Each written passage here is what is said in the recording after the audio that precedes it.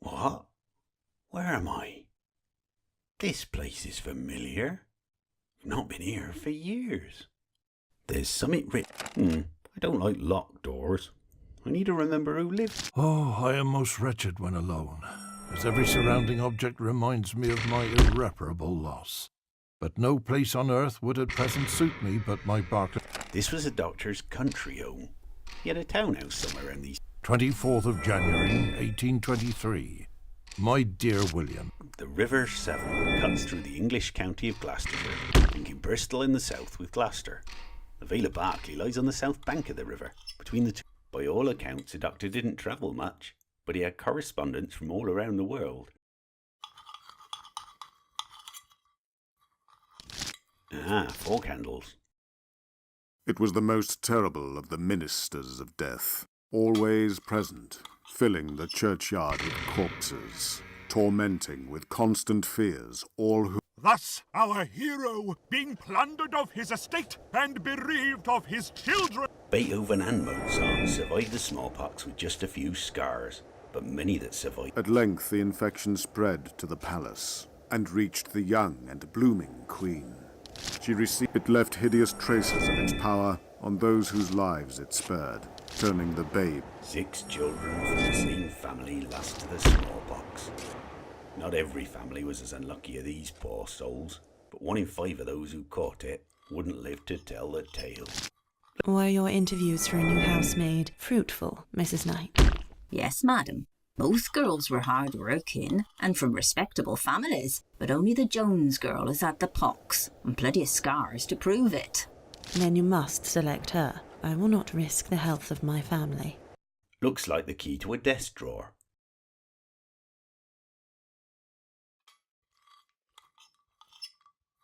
Something's changed.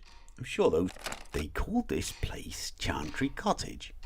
I don't remember why, but there's been grand buildings around here. It was called the Chantry, from having in former times been in the possession of certain monks. It is contiguous to the churchyard of Berkeley. This is where the doctor carried out his curious studies.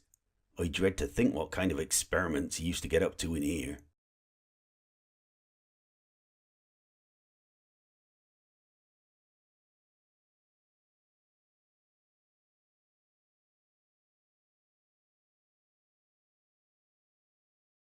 He met with many discouragements, his notions having been treated with scorn and ridicule by some, and with indifference by almost all. There was plenty of paperwork in the dining room I could look through.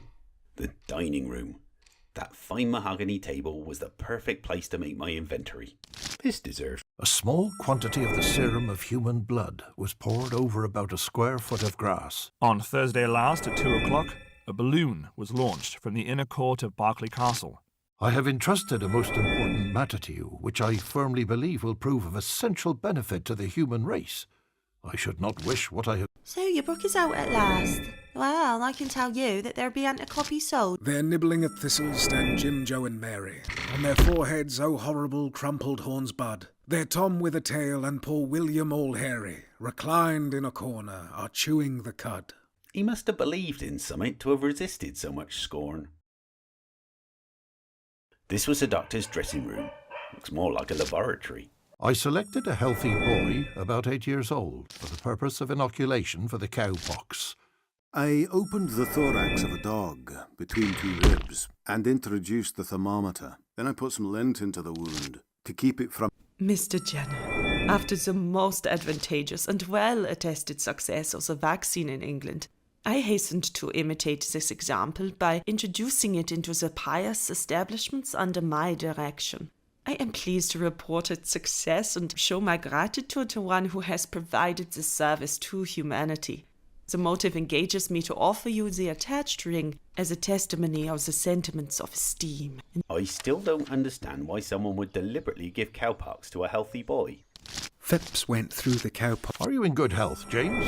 It's been 8 weeks now since you received the Sarah Nelms, a dairy maid at a farmer's near this place, was infected with the cowpox from her master's cow. His attention was drawn forcibly to the nature of cowpox while Jenner was yet a youth. A young countrywoman came to seek advice, and the subject of smallpox was mentioned in her presence. She immediately observed I cannot take that disease, for I have had cowpox. The house feels different now. Perhaps I should look upstairs. What with him spending all that time around smallpox, I wonder why he didn't catch it himself.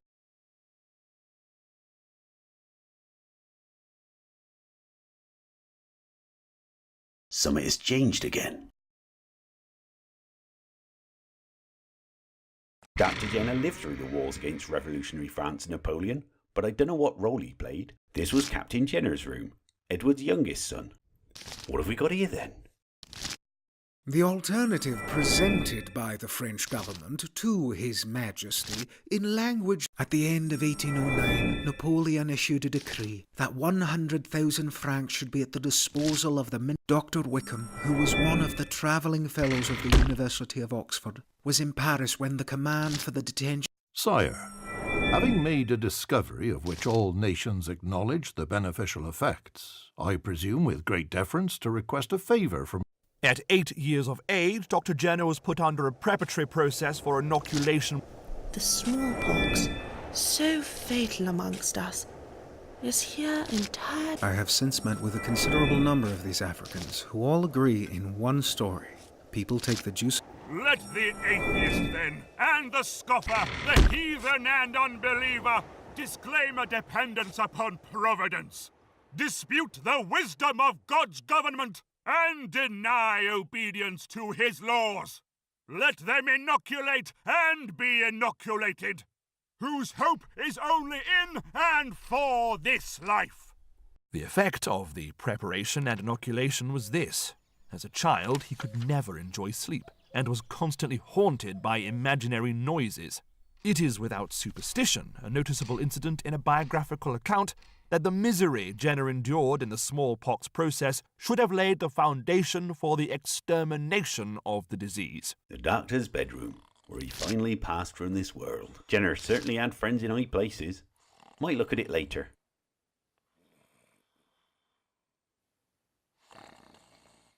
This deserves close.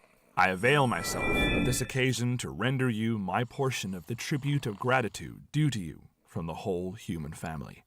Medicine has never before produced any single improvement of such utility. You have erased from the calendar of human afflictions one of its greatest. Yours is the comfortable reflection that mankind can never forget that you have lived. Future nations will know by... Vaccination wasn't Jenner's only legacy, but I forget what else he got up to.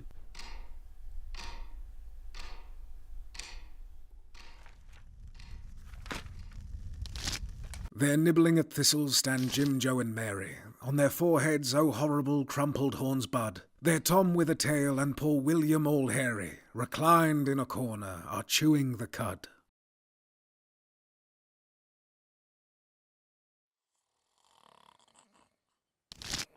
Dr. Jenner's discovery is unquestionably the greatest discovery ever made for the preservation of... It was his intention that it should have first appeared before the public in the Transactions of the Royal Society. When the subject was laid before the President, Jenner was given to understand that he should be cautious and prudent, and ought not to risk his reputation by presenting to the learned body anything which appeared so much at variance with established knowledge.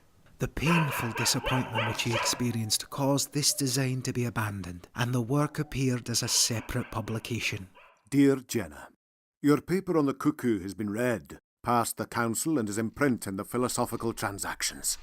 I spoke to Sir Joseph Banks about your wish to be a Fellow of the Royal Society.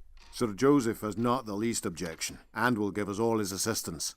But he thinks the paper had better be first printed. The observation of the migration of birds were read before the Royal Society on November 27th in the year Jenner passed away. They were presented to Sir Humphrey Davy by the Reverend G.C. Jenner, who had the peculiar happiness. He was dining with a party at Bath when a question arose whether the temperature was... So felt the towering soul of Montague, her sex's glory and her country's too, who gave the... He could also play on the violin and flute, and he was in the habit of forming musical parties. I have seen him in his later years, after his renown had filled the world, and many cares had weighed heavy upon him, shake them entirely off and take up a humorous strain as he sang one of his own ballads with all the mirth and gaiety of his youthful days.